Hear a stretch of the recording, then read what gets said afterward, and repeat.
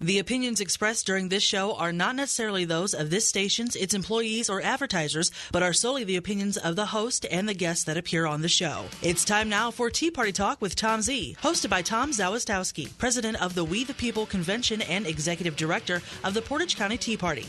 Get ready to become a totally engaged American who is informed about the critical issues that are affecting the welfare and individual rights of all Americans today. S&K Asphalt and Concrete has been serving residential, commercial, and industrial customers since 1988 with quality paving services. The experts at S&K Asphalt and Concrete have the knowledge and experience to meet your paving needs. From parking lots to driveways to repairs and resurfacing, S&K paves the way. Call today for a free estimate. 330-724-9090. That's 330-724-9090. Or visit online at skasphaltconcrete.com. Are you concerned about your family's safety? Now, Target Thing Pro Shop is a female-friendly gun shop, range, and training center. Target Thing is in Garrettsville. We're on the web at targetthing.com. Target Thing is where they offer guns, ammo, and training to help you keep your family safe. Target Thing Pro Shop. Fed up with politicians who care more about special interests than people on Main Street? So is Opportunity Ohio. We're working hard to solve Ohio's toughest challenges so Ohioans can create more jobs to grow our economy.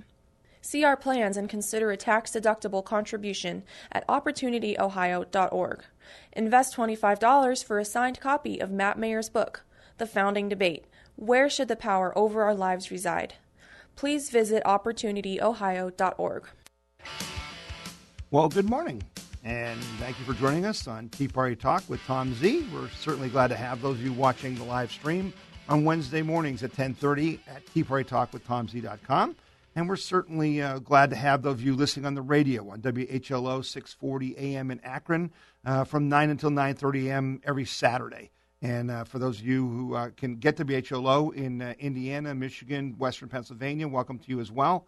And everyone that's listening on iHeartRadio across the country at www.640whlo.com. We're awful glad to have you with us, and we appreciate your time, and we really try to give you some information that maybe you didn't have from other news sources when you listen to this show. Today we have a really important topic, and that's racism in America. And we have a contrast this week of two very difficult, just two very juxtaposed situations. While the president, was in Selma, Alabama to celebrate the 50th anniversary of that historic event, which basically was a tipping point in the early 50s and 60s, where we really overcame a lot of our racial issues here in America, particularly in the area of voting rights and things of that nature, civil rights. And then that contrasted with this situation in Oklahoma with the fraternity, where, racism, reared its ugly head. There's no way to get around it. The fraternity, the video of the fraternity group singing the song was a classic example of racism. They use the N-word. And again, this is one of the problems I have. We're going to talk about racism in America because this the idea that you can't say the word nigger is wrong. All right, free speech. Why can a pro football player or a rapper say it? You can't choose, what words we can use. Free speech is free speech. But without any doubt, this fraternity that does not allow blacks into it at the University of Oklahoma, it shows that there is still racism in this country. But at the same time, the president, made a speech at Selma that I think was a very good speech. And remember, folks, last week, I spent time explaining how the president, is a liar, all right? And Hillary Clinton is a liar. And a liar is someone who knowingly tells an untruth, okay? And so we had the email that says the State Department knew within hours that the Benghazi attack was a terrorist attack, and they knew who caused it. And yet the president and Hillary Clinton intentionally went out and said it was caused by a video because it was right before President Obama's reelection, and they wanted to do the political spin. That's a liar. So I'm not going back on that. That's a fact. That's a lie. But at the speech in Selma, President Obama, made some really good comments, and you should go look at that speech. Go to whitehouse.gov. They've got the full text of the speech. You can watch it, on YouTube or whatever. And again, but there's more to it when you read it, I think, than when you watch it. Now, remember, presidents don't write their speeches. They're professional speech writers. So this speech is well crafted. All right. And I want to talk about this speech because I think it really exposes what I think is the problem in America today as far as race relations. All right. And so, bear with me as we go through this. But let's just be very clear. What happened at the University of Oklahoma is just wrong. And those people deserved to be shunned by society. All right. We're past that, folks. We're past that. It's just, we just can't be saying we're going to keep people out because of the color of their skin, and again, folks, I know it's hard sometimes for us to relate, in our world because we live in our own little world. And this is really part of the problem we have in our country today because we're not talking to each other. We follow the people we want to follow on Facebook or on Twitter. We watch the TV channels we want to watch. But the problem with that is you're not hearing the other side. That's why I go on radio shows where the hosts aren't conservative and answer hard questions. That's why I go on TV shows like with NPR in the state of Ohio and answer the questions there because we need to talk with each other. We are this is what the strength of America is, and so we have to really face these issues and be honest about it. And that's kind of the problem I'm having, that I don't think we're being honest about the race issue in our country on both sides. I think we're dishonest on both sides.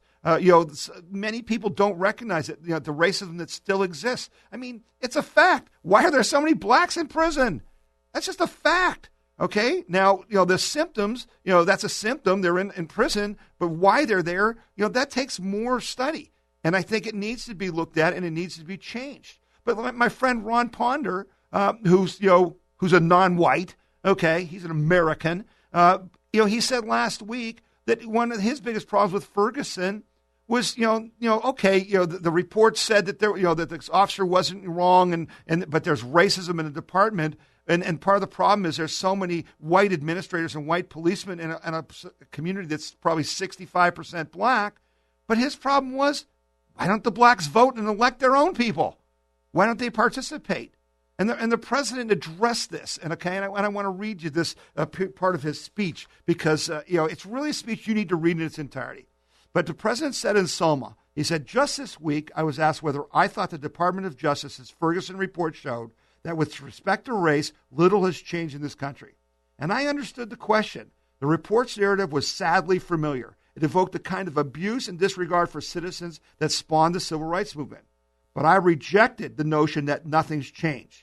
President Obama said, I rejected the notion that nothing's changed. What happened in Ferguson may not be unique, but it is no longer endemic. It's no longer common.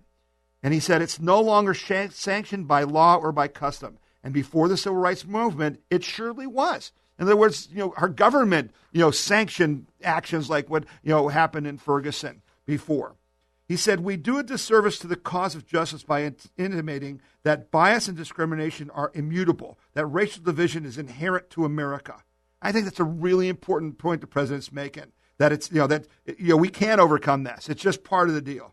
If you think nothing's changed in the past 50 years, ask someone who lived through the Selma or Chicago or Los Angeleses of the 1950s. Ask the female CEO who once might have been assigned to the secretarial pool if nothing's changed. Ask your gay friend if it is easier to be out and proud in America now than it was 30 years ago. To deny this progress, this hard-won progress, our progress, would be to rob us of our own agency, our own capacity, our responsibility to do what we can to make America better. Okay? And I'm fine with that. I think that's a great statement. But then you get the qualifier. Of course, a more common mistake is to suggest that Ferguson is an isolated incident, that racism is banished, that the work that drew men and women to Selma is now complete, and that whatever racial tension remains are consequences of those seeking to play the race card for their own purpose. We don't need the Ferguson report to know that's not true. We just need to open our eyes and our ears and our hearts to know that this nation's racial history still casts its long shadow upon us. Okay, and this is where I break with the president. This is what concerns me. Because, folks, it's the American, culture that has overcome these issues. I'm Polish. Tom Zawistowski, really Polish. I grew up in a time where there were Polish American clubs and Italian American clubs and German American clubs. And guess what? The German American club didn't let Polacks in it. And the Italian American club didn't let Polacks in it. Okay? And there was discrimination. But my parents taught me a long time ago a very important lesson. And those young people who are listening to this, I want to share this with you. And you older people, I want to bring this back to you. Because my problem with the way we're approaching racism and bias and prejudice today, is that it's victimization. Okay, so let me explain to you. When I was a young boy, my father and mother taught me that no one had the power to offend me because I would not give them that power. It was mine. I had the power to take offense if I so choose, but no one had the power to offend me. If you called me a dumb Pollock or worse, I could decide either to laugh in your face or punch you in the nose and suffer the consequences of either. But I would not be the victim, okay? This was a great gift that my parents gave me. And today, in our culture, we're teaching people that they don't have the power. They don't have the power to decide. All the time you hear, they offended this group or they offended me. You have the right to take offense, okay, or not. But don't give that power to anyone, okay? And I'm going to tell you, you can say, well, I don't know what I'm talking about. Here's something I found on Wikipedia that I thought was really interesting. It recounts a time not so long ago in America that shows a little different side of things. Back in the 50s and 60s, race relations between whites and blacks had been poor in many cities. But through the progress of the civil rights movement, the anti-black discrimination became highly unacceptable, right? Society said that's wrong, and they shunned it, okay? But guess what happened? Anti-Polish discrimination did not have the same legal safeguards. Polish jokes, okay, were everywhere in the 60s and 70s. Highly offensive jokes commonly replace the word black or nigger with the word Polak. I'm not kidding. I can remember this time. Okay, in the late 60s, a book of Polish jokes was published and copyrighted, and commercial goods, gift cards, merchandise followed and even profited at the expense of Poles. The American media spread an image that the Polish male, me, was typically a large, strong, and tough athletically, but basically dumb as a rock. And I can remember people not hiring people if you were Polish. I know. I've been there, okay? But what we did is we just ignored it, all right? We fought through it. We said, we're going to prove you wrong. I can remember my Uncle Joe would take these jokes so seriously. I'll share one with you. How many Pollocks does it take to change a light bulb? Well, 1 to hold the light bulb and 3 to turn the ladder to unscrew it. Right? Those jokes were told to me, around me. But I would not empower them. I would not give them the right to offend me. I decide whether I'd take offense or not. And a joke that's stupid, it wasn't worth my time to take offense. And I just laughed and moved on. And I think we need to be more like that. And so now we get to the Ferguson report, okay, and we get to what's going on. And for the president to say, Ferguson was, is not, uncommon, all right? There is a problem there. But here's the problem. You put forward a myth to young black Americans that said it was hands up, kneel down on the ground, hands up, don't shoot. That's not true. That's not what happened. And you are teaching them to hate. And we're going to talk more about that after the break, because this is the problem. You're not solving the problem. You're creating the problem. And I think you're doing it for political purposes. And I'm going to talk about that. So we'll be back after the break. You're listening to Tea Party Talk with Tom Z. I'm Nick Skiriotis, president of S&K Asphalt and Concrete. As a Greek immigrant who came to America legally, my family and I have lived the American dream of freedom, hope, and opportunity. But that dream is fading due to an out-of-control federal government that is mixed up worse than a soup sandwich. We have a president who is putting more and more regulations on businesses, which is stomping economic and job growth. Government has taken more and more of our freedoms. They have taken over our health care and are trying to take over our schools with Common Core. We as Americans must wake up. Get involved before it is too late. We must fight to preserve the America our founders created, a nation that was founded on faith, family, and freedom. The fight is not easy, but anything worth fighting for never is. Our founders paid a heavy price for freedom. 5 of them did not live to see the independence they were fighting for. 9 of them were tortured. 12 of them lost everything they owned, and 3 of them lost their families. Now it is our turn to sacrifice and to fight to preserve our freedoms and the American dream. I am Nick Skiriotis, president of S&K Asphalt and Concrete, and I approve this message. Reach. Fed up with politicians who care more about special interests than people on Main Street? So is Opportunity Ohio. We're working hard to solve Ohio's toughest challenges so Ohioans can create more jobs to grow our economy. See our plans and consider a tax-deductible contribution at opportunityohio.org. Invest $25 for a signed copy of Matt Mayer's book, The Founding Debate: Where Should the Power Over Our Lives Reside? Please visit opportunityohio.org. All right, and we are back, and we are glad to have you with us. And I hope that you're enjoying my thoughts about racism in America and what the problems are. And I left off talking about Ferguson and my concerns about the president and how we're handling things, because we need to overcome racism. And the way you overcome racism is by achievement.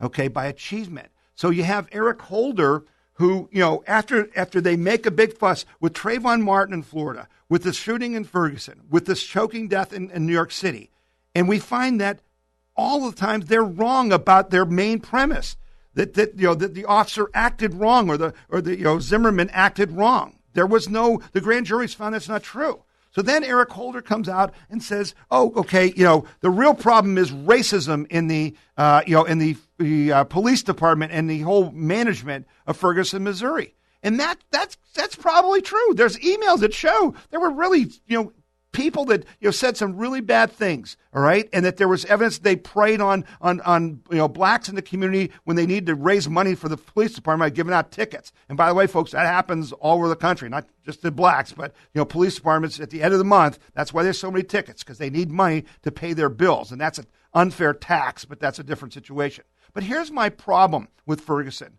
Okay, the issue is poverty and jobs. And the president hasn't addressed that issue. Okay? Now, we can talk about giving sensitivity training to police officers. That's wonderful. That's great. But that's not the bigger problem. The bigger problem is back in the 1960s when we changed SSI, okay, this plan that was supposed to provide money for widows of veterans to raise their families when their husbands got killed.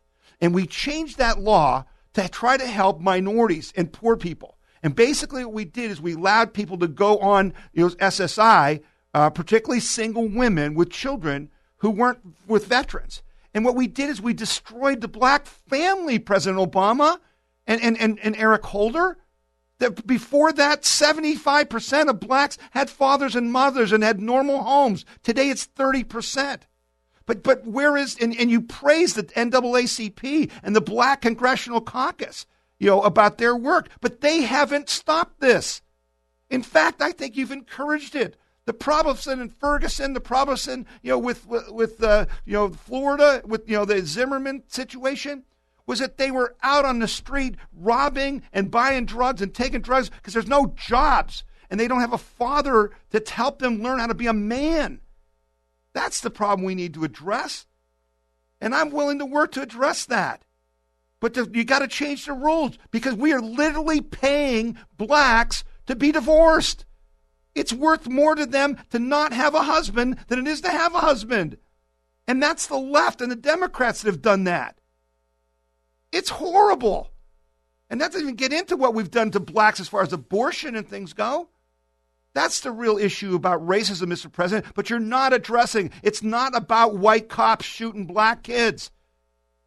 That's an issue, but it's not the most significant issue. I care about blacks and minorities in this country. I want them to have everything that they can possibly have. But we have schools that are controlled by the unions that are terrible in Cleveland and Columbus and Cincinnati. We're paying for that, and we're not getting it because the union, the Democrats, want to control the vote. And I'll give you another thing that's bothering me here. In his speech, President Obama talked about the congressman from Georgia. Okay, his name is John Lewis, and this guy is a civil rights hero. There's no doubt about it. He is this guy is someone who really fought the fight. But the problem is that in today's world, they're not recognizing that they're hurting the fight. because they're the ones that are bringing up the issues about, for instance, President Obama mentioned that we're gutting the Voting Rights Act and we're trying to make it harder for people to vote. But that's disingenuous. Mr. Lewis is the one of the people who may be charged with a felony because he sicked not only the IRS, but the FBI and a bunch of other federal agencies on Catherine Engelbert at True the Vote because they're trying to rig the vote, folks. Catherine Engelbert's trying to make sure the vote is fair. We're not trying to stop anyone from voting. My goodness gracious, everyone can vote. There's a million ways to vote. And you keep saying we're trying to stop them? We're just trying to stop you from cheating, okay? And so you always make it a racial thing. And when you throw the race card around so flippantly, you diminish it. And you've got to stop this. You just got to stop it because it's hurting everybody. Let's be honest about some things. Let's take some responsibility and let's work together to move beyond this. And the way you move beyond it was economic prosperity and not just taking care of your own political power, because that's what's going on. So, I hope that helps you, think about the racial issue and how we've got to be more honest about it and deal with it. And I think we are dealing with it, and we've made lots of progress. And we still are the most open and tolerant country in the world. So quit telling me we're not. That's what really makes us upset.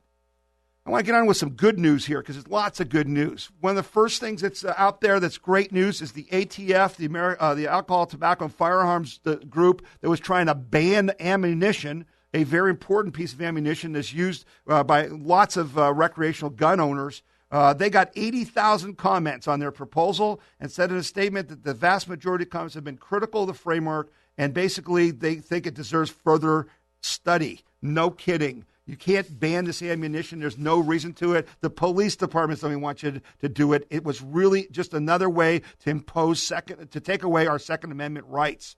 We also had action in Alabama, and there's been this give and take between federal rights and states' rights. And the Alabama Supreme Court ruled this week to halt the issuance of counterfeit marriage licenses that were being given out for gay couples. And basically, the district judge, the ruling by the Alabama Supreme Court is historic. It's one of the most researched and well-reasoned opinions on marriage to be issued by any court in the country, said Matt Staver, founder of and chairman of the Liberty Council. The ruling grants in full Liberty Council emergency mandamus petition. In the petition, basically they prohibit the giving of marriage licenses in Alabama to gays until the Supreme Court rules, which is the way that it should be, folks. That's the way the law works. We got to be careful about that.